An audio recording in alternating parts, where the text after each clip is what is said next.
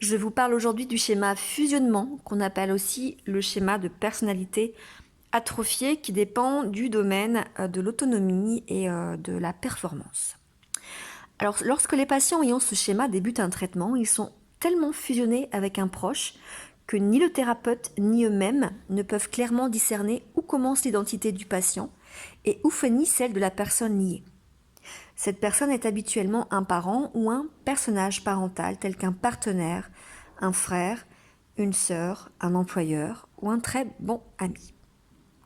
Les patients ayant ce schéma ressentent une implication et une proximité extrême avec le personnage parental, au dépend de l'individuation complète du sujet et de son développement social normal.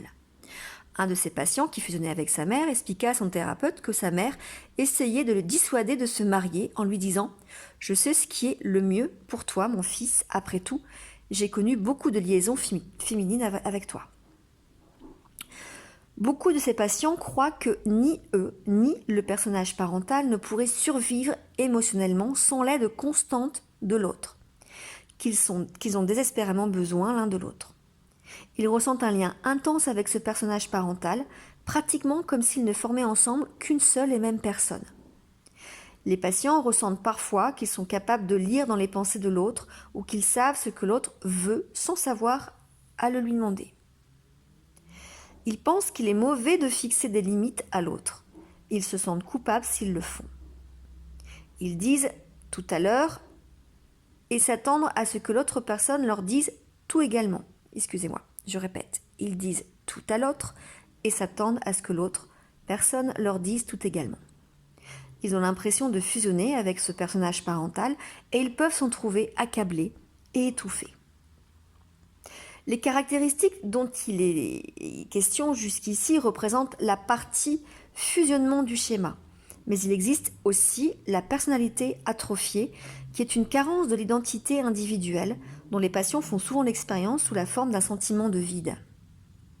Ces patients communiquent souvent l'idée d'une personnalité inexistante, car ils ont soumis leur identité pour maintenir leur relation avec l'autre personnage.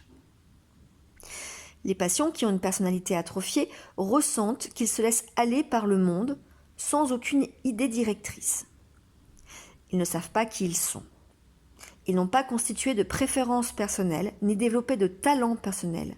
Ils n'ont pas non plus suivi leurs tendances naturelles propres, ce pourquoi ils sont doués ou ce qu'ils aiment bien faire. Dans ces cas extrêmes, ils se demandent même s'ils existent réellement. Les deux parties du schéma, le fusionnement et la personnalité atrophiée, vont souvent de pair, mais pas toujours. Les patients peuvent avoir une personnalité atrophiée sans fusionnement.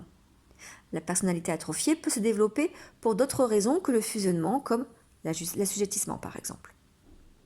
Des patients qui ont par exemple été dominés lorsqu'ils étaient enfants ne développent parfois jamais la notion d'une identité séparée, parce que leurs parents les ont contraints de faire ce qu'ils exigeaient. Cependant, les patients qui fusionnent avec un parent ou un personnage parental ont presque toujours une personnalité atrophiée par voie de conséquence. Leurs opinions, leurs intérêts, leurs choix, leurs buts sont principalement le fait de la personne avec laquelle ils sont fusionnés. C'est comme si la vie de l'autre personne leur semblait plus réelle que la leur. Le personnage parental est l'étoile et ils en sont le satellite. De la même façon, les patients à personnalité atrophiée recherchent parfois des meneurs dotés d'un fort charisme pour fusionner avec eux. Parmi les comportements typiques, on trouve la reproduction des comportements du personnage parental. Le sujet pense et parle comme lui, il reste en contact permanent avec lui, en refoulant toute pensée, tout sentiment et tout comportement personnel qui serait en désaccord avec le personnage lié. Lorsque les patients essaient de se séparer de celui-ci, d'une manière ou d'une autre, ils sentent une culpabilité les envahir. Le but essentiel du traitement est d'aider les patients à exprimer leur personnalité spontanée, naturelle, leurs préférences et tendances personnelles, leurs opinions, leurs décisions, leurs talents, au lieu de refouler ce qu'il y a d'authentique dans leur personnalité et d'adopter de préférence l'identité du personnage avec lequel ils ont fusionné. Les patients qu'on a réussi à traiter pour des problèmes de fusionnement ont perdu cette référence maladive à un personnage parental. Leur vie personnelle est organisée autour d'eux-mêmes. Ils ne sont plus fusionnés avec ce personnage et ils sont devenus conscients.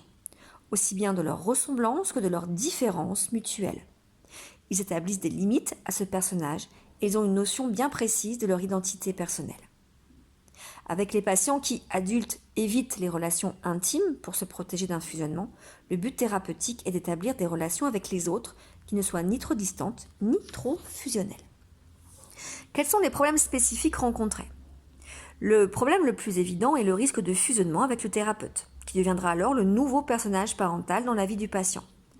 Le patient est capable de se débarrasser de l'ancien personnage parental, mais uniquement pour le remplacer par le thérapeute. Comme dans le schéma de dépendance, le thérapeute doit autoriser un certain degré de fusionnement au départ du traitement, mais il doit rapidement inciter le patient à s'individuer.